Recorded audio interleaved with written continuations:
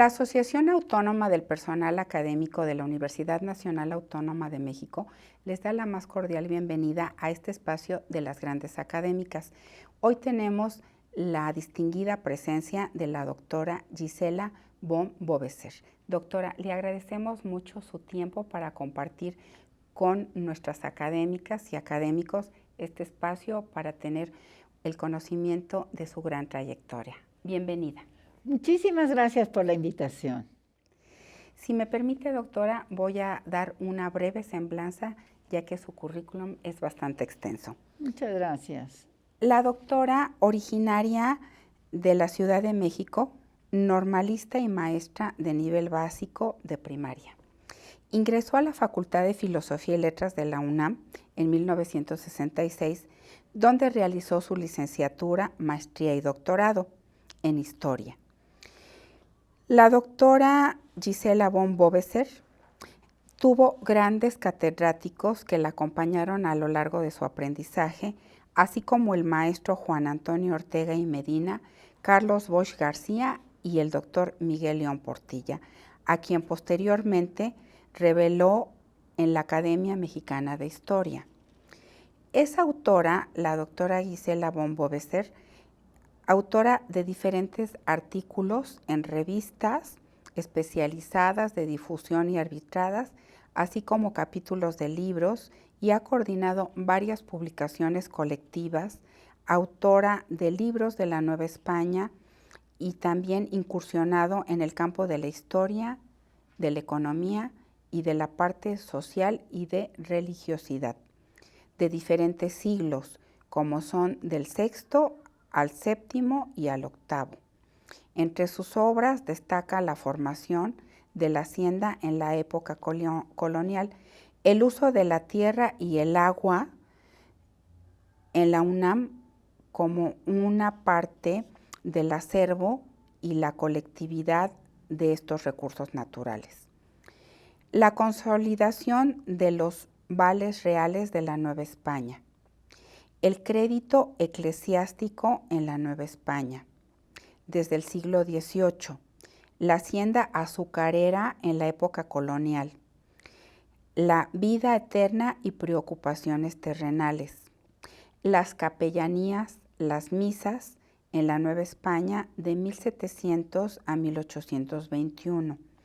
Ha colaborado la doctora Gisela von Boveser en diversos consejos editoriales, entre algunos de ellos la Universidad Nacional Comahue de Chile y la Universidad Complutense de Madrid. Es miembro, la doctora Gisela, del Sistema Nacional de Investigadores Nivel 3 y ha formado parte de comisiones y evaluaciones, creando también parte de lo que es hoy CONACYT. Las líneas de investigación de la doctora Gisela von Boveser son directamente hacia el virreinato principalmente, y también su obra trasciende a Sor Juana Inés de la Cruz, donde ha tenido participación en varios foros y escenarios. Ha sido merecedora de diferentes medallas y premios, entre ellos la medalla Gabino Barreda de la UNAM en 2 ocasiones. Ha tenido el reconocimiento de Sor Juana Inés de la Cruz en el año 2004. Ha tenido el galardón y premio de Universidad Nacional en el área de investigación de humanidades en el año 2014 y es investigadora emérita por el Instituto de Investigaciones Históricas de la UNAM. Cabe destacar que la doctora Gisela von Boveser fue directora del Instituto de Investigaciones Históricas de la UNAM, siendo la primera directora, así como también de la Academia Mexicana de Historia y también la primera mujer de la Casa de Humanidades, también de la Universidad Nacional Autónoma de México. Ha tenido diferentes participaciones en la Facultad de Filosofía y Letras de la UNAM y ha participado en cursos y diplomados también de otras instituciones, tanto nacionales como internacionales. Ha dirigido numerosas tesis de grado y ha coordinado diferentes proyectos de investigación, tanto privados como colectivos. Sus publicaciones recientes, entre muchas otras, es La muerte y vida en el más allá, España y América, siglos XVI y siglos XVIII, la desamortización de bienes eclesiásticos y seculares mediante la consolidación de vales reales de la Nueva España de 1805 a 1809. El caso también de la hacienda azucarera de San Carlos Borromeo en La historia de Morelos, de 1810 a 1910 y después lo retomó en 2010. El endeudamiento de las haciendas en Historia de Morelos, Tierra, gente y tiempos del sur, 1810-1910, publicado en 2010. El más allá de la pintura de la Nueva Hispana, de los siglos XVI al siglo XVIII. La doctora Gisela von Wobeser, pues ha tratado la historia como parte del enriquecimiento y acervo cultural de la UNAM. Tiene un amplio bagaje cultural en todos estos temas y en los siglos anteriores. Doctora, usted cuando fue niña, ¿cómo tenía de alguna manera la parte de la historia por sus papás, por sus abuelos, por sus maestros, o cómo llegó este tipo de hobby a su vida en su infancia? Pues desde niña siempre tenía yo un interés por las cosas antiguas, por las cosas viejas. Recuerdo, por ejemplo, con mucha precisión la casa de mi abuela, a pesar de que ella murió cuando tenía yo algo así como 10 años o tal vez 11 o 12. Me acuerdo que me fascinaba cuando iba yo al centro, pues ver las iglesias, los edificios antiguos. Era algo que yo creo que tenía yo innato. Y en la escuela siempre fue mi mejor calificación, la de historia. Entonces yo creo que ya desde muy niña es algo que me interesaba y me fascinaba. Y así sigue siendo hasta hoy día.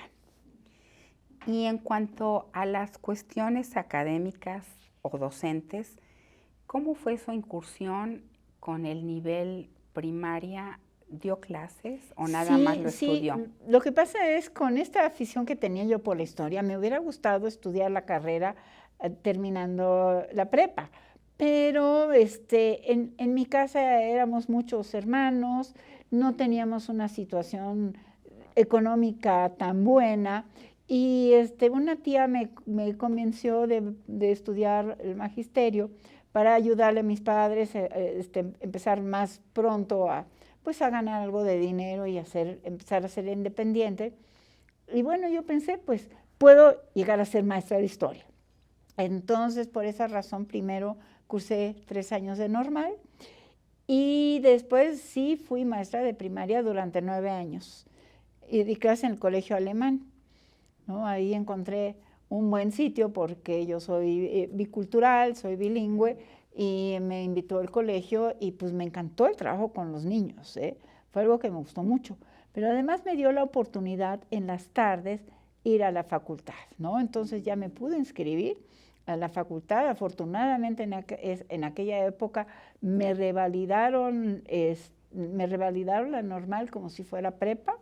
Claro que tuve que hacer mi examen para ingresar, eso desde entonces era así. Pero pude entrar ya formalmente a la facultad.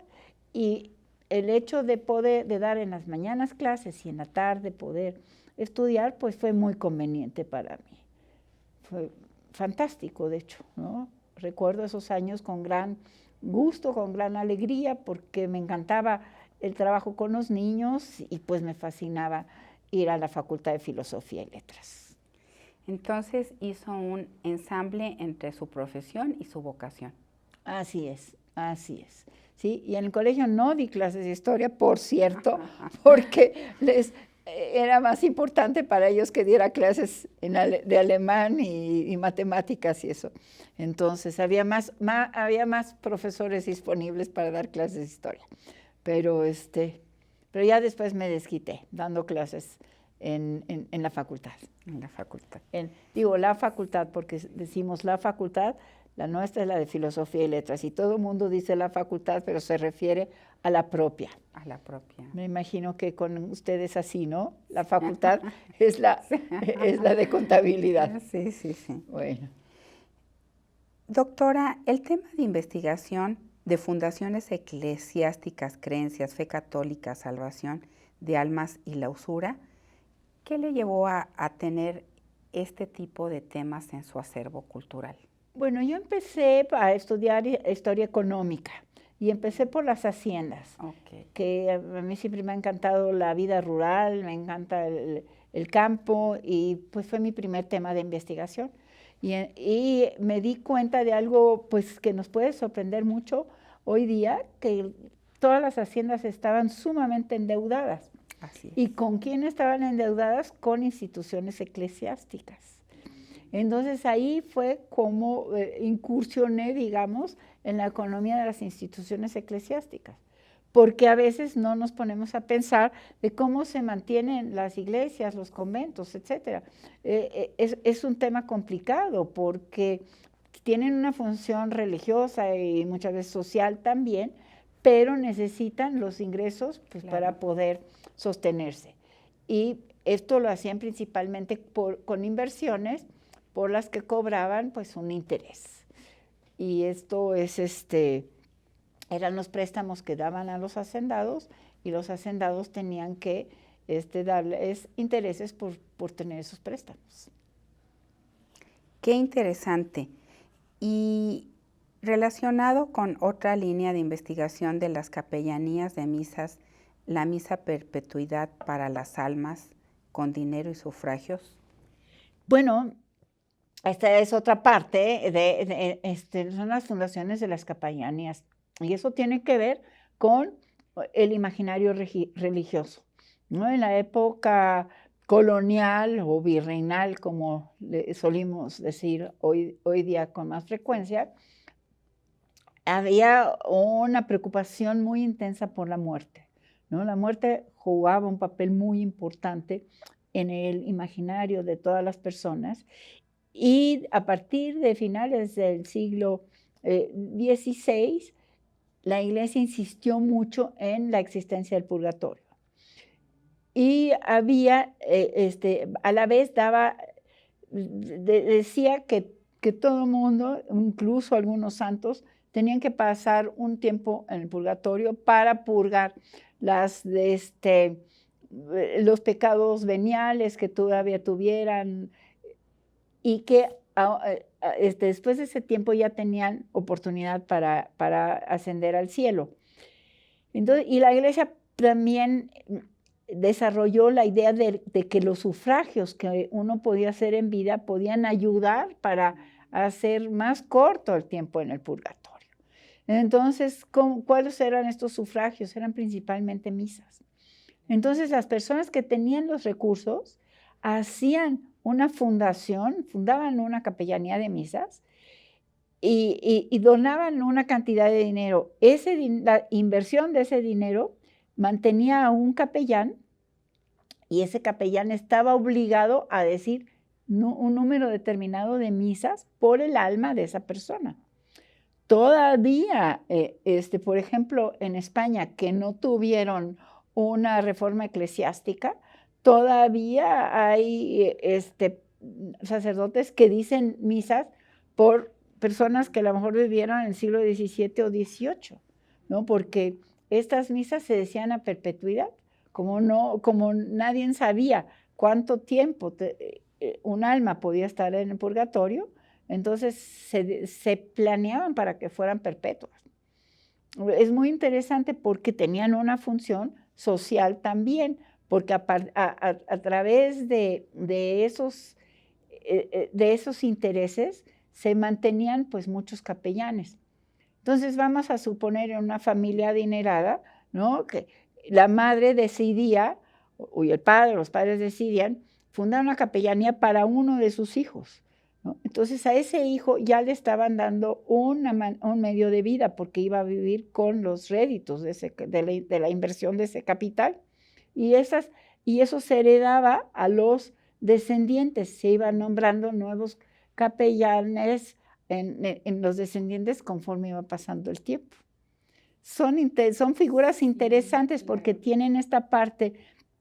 A mí no me ha interesado la historia de las religiones por la religión misma, sino que por las consecuencias sociales, económicas, culturales que han tenido en esas sociedades, y algo que en muchos sentidos todavía permanece actualmente. Así es. ¿Y la ideología de Lutero y Calvino afectó a nivel mundial? Sí, a nivel mundial muchísimo, desde luego. Y justamente lo que hizo Lutero es estar en contra de este tipo de prácticas, porque él dijo, bueno, no es posible que desde la tierra nosotros podamos influir en lo que va a pasar en el más allá, ¿no? Claro. Justamente él estuvo en contra de eso, y de ahí derivó finalmente todo su movimiento. Y claro que afectó muchísimo porque, por ejemplo, en Europa la Iglesia Católica perdió más o menos la mitad de sus fieles y la mitad también de control sobre los territorios. Aquí en México tuvo muy poca influencia, sí tuvo alguna influencia, pero había mucho control por parte de las autoridades de que no llegaran personas que no fueran católicos, católicos realmente, y de preferencia católicos de familias ya viejas, digamos, Claro. de viejos católicos, ¿no? ¿Y los intereses estaban considerados para la Iglesia como usura, o era diferente la percepción, o era rentabilidad o punto de equilibrio? Definitivamente, la usura era una de los peores males que podía cometer una persona, ¿no? Así como Dante describe en su comedia que los usureros nada más están detrás de los ¿cómo se llaman los asesinos? Los asesinos son los peores. Sí, sí. Y después vienen los usureros. Su categoría. Hay que imaginarse lo terrible que era. La Iglesia estaba totalmente en contra de la usura. Y usura era cualquier ganancia sobre el capital. Claro. ¿No? Cualquier ganancia.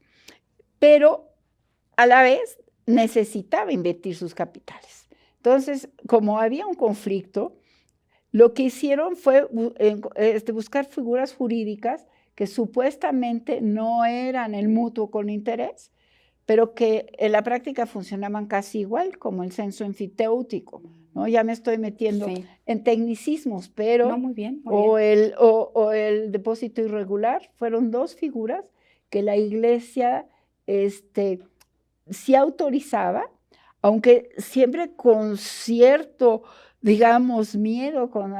Por eso, como había tal incertidumbre si alguien estaba realmente cometiendo usura, ¿sí? Muchos de los grandes empresarios, de las personas que llegaron a tener mucho dinero, que hacer mucho dinero, hacían donaciones a la Iglesia para de alguna manera lavar, digamos, esas posibles culpas de la usura. Claro.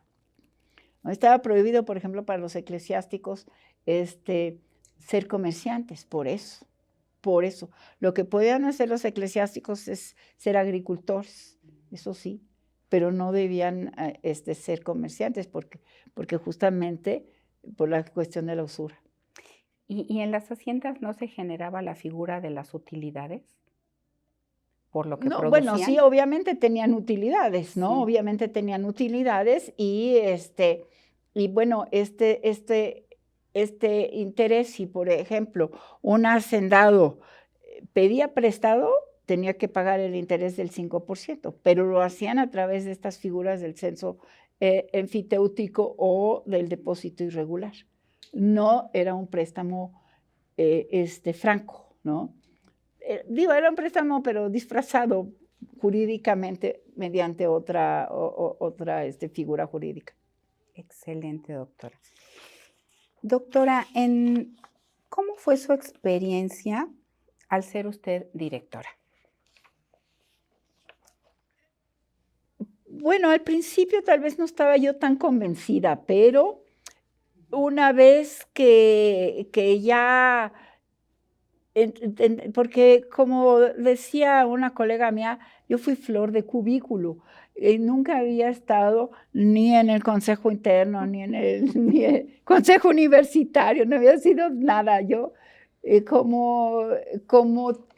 Académica. como académica, pero además ama de casa, madre de 2 hijos, pues me había podido un poco escapar de otras obligaciones, y entonces yo fui del cubículo directamente a la dirección. Entonces, pues, sí, al principio me costó un poco de trabajo, pero una vez que le fui agarrando el modo, me gustó mucho, la verdad me gustó mucho, porque además en aquella época tuve mucha oportunidad para desarrollar muchas cosas. Bueno, a mí me tocó, cuando yo entré como directora, que fue en 1989, ¿sí? Ujú. Había 3 computadoras en nuestro instituto. En todo el instituto, no nada más entre investigaciones y administración, 3 computadoras, de las cuales yo trabajaba en una, en otra otro colega mío, una la usaban los becarios que eran ya un poco más modernos, y ya algunos de ellos ya, bueno, no había un solo fax. Y a mí bueno, cuando yo salí después del segundo periodo, porque tuve la suerte de que me pude reelegir, bueno, pues casi todos los investigadores tenían una computadora, teníamos red, teníamos, creo que algo así como 20 faxes, etcétera, etcétera, ¿no? Entonces, tuve la suerte de que en ese periodo, pues, se desarrollara todo el sistema de cómputo de la UNAM, y nosotros en el instituto fuimos muy receptivos, fuimos de las primeras instituciones en el área de humanidades, por ejemplo, de tener red, de tener internet, correo electrónico. Entonces, la verdad fue muy agradable, me gustó mucho, me gustó mucho. Es que, pues, a nivel internacional, el Instituto de Investigaciones Históricas de la UNAM, pues, es hasta parte del patrimonio de la UNAM todo lo que se ha publicado en dicho instituto. Definitivamente, yo creo que somos de las instituciones pioneras en la historia de Latinoamérica, vamos a decirlo, a nivel mundial, seguro. Doctora, y con toda esta carga que tenía de líder, también en la docencia, en la academia, en la investigación, ¿cómo podía usted compaginar, aparte, su vida familiar? Yo fui muy organizada, ¿sí? Y procuraba no desperdiciar el tiempo. Entonces me organicé muy bien para poder tener tiempo, obviamente, para mi investigación. Yo, por ejemplo, llegaba a las 7 de la mañana, llegaba entre 7 y 7 y media, entraba como investigadora. A las 10 entraba como directora, y tenían prohibido molestarme antes de las 10. Yo les decía, solo que se incendie el edificio, por favor me llaman, Sí. pero si no, no me molesten. A las 10 entraba yo como directora. Entonces estaba yo muy organizada con mis hijos, para tener tiempo para ellos, etcétera. No tenía yo tiempo de estar chacoteando con las amigas, de estarme tomando un café a media mañana, ese tipo de cosas, no. Pero yo creo que con una buena organización uno puede lograr bastante. Y justamente el ocio, pues lo dejaba yo para las noches, para los fines de semana, pero todo el resto del tiempo, pues lo tenía yo que aprovechar al máximo. Doctora, justamente en la Facultad de Filosofía y Letras y también en el Instituto de Investigaciones, se ha hecho mucho énfasis y yo creo que rompieron ahí paradigmas al empezar a hablar sobre la equidad de género y la igualdad de género. ¿Nos podría comentar cuál fue su experiencia cuando era universitaria y después cuando fue académica en estos temas? Yo creo que la universidad, en términos generales, ha sido un espacio más abierto y mejor que el resto de la sociedad, ¿no? Sí. Yo no podría quejarme realmente de haberme sentido discriminada por ser mujer. Desde luego que eran otros tiempos, Ujú. y recuerdo que 2, que 3 maestros, por ejemplo, Ujú. pues nos coqueteaban abiertamente, ¿no? Sí. Los decían piropos, lo que hoy día Ujú. Ya no, definitivamente está totalmente prohibido. proscrito, pero en aquel entonces era un poco normal, ¿no? Pero nunca tuve tampoco ninguna experiencia de veras desagradable o algo que me pareciera inapropiado, ¿no? Cuando entré en la dirección, pues había algunos hombres, sobre todo entre el personal administrativo, que no les gustó nada, porque como la primera vez que Una tenían mujer. una directora Mujer. mujer, e incluso había un académico, ahora lo recuerdo, no lo voy a decir quién fue, pero que no quería para nada que una mujer fuera directora. Pero después me apoyó para mi reelección, me apoyó para ser directora de la Academia Mexicana de la Historia, y me lo dijo abiertamente porque se convenció que había yo hecho un buen trabajo, ¿no? Eso fue muy gratificante para mí, porque desde esta postura de negación, que lo haya aceptado y que me lo haya dicho además, ¿no?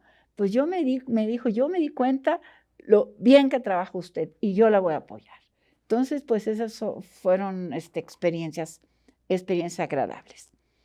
Ahora, respecto a nuestro interés por las mujeres, pues Sí. sí, en el instituto hemos Sí. tenido un gran interés y pues tuvimos allá a la pionera en la historia de las mujeres, que fue la doctora Josefina Muriel. Ella se propuso como tesis de doctorado estudiar los conventos femeninos. Y cuando ella fue con su director de tesis, y tampoco voy a decir quién fue, le llevó la tesis y él le dijo, ay, Josefina, pero esto no le va a interesar a nadie. Entonces ella le dijo, es que ahorita no le interesa a nadie porque nadie conoce esta historia de las Así mujeres, es. pero va usted a ver que le va a interesar a todo mundo. Y bueno, pues ella hoy día es realmente pionera en esa área, ¿no? Sí tenía, digamos, ella me platicaba que muchos de sus colegas decían, ah, está Josefita que hace ahí historia de las mujeres, Sí, sí. era así como, ay, pues, hace cualquier cosa, y pues ahora es mucho más conocida que muchos de quienes la criticaban. Doctora, para usted, ¿qué ha sido la UNAM en su vida? Bueno, para mí la UNAM ha sido, creo que lo máximo, ¿no?, de mi vida. Digo, junto con mi familia, desde luego, pero para empezar, yo nunca hubiera podido estudiar si no hubiera tenido el acceso a una universidad pública, ¿no? Ujú. Tuve la suerte de tener de los mejores maestros, ¿no? Y realmente, pues, todas las facilidades ahora que, por ejemplo, en épocas de Josefina Muriel no tenían todavía, ¿no? Sino que, pues, gocé de una beca que me permitió dejar el colegio cuando ya mis hijos estaban chicos y, y poderme encaminar ya y dedicar nada más a mi carrera académica.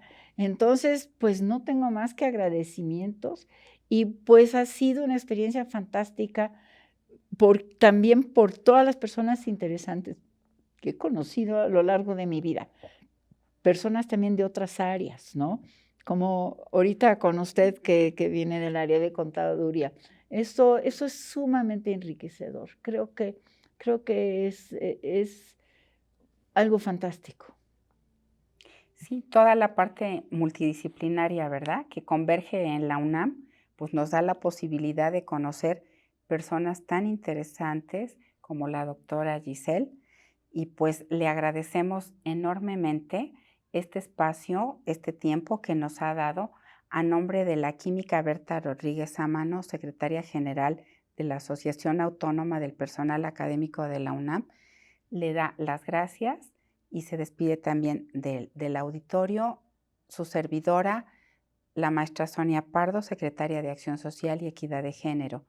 Doctora, un placer haber tenido esta conversación con usted. Muchísimas gracias. Muchas gracias por la invitación y muchos saludos a todos.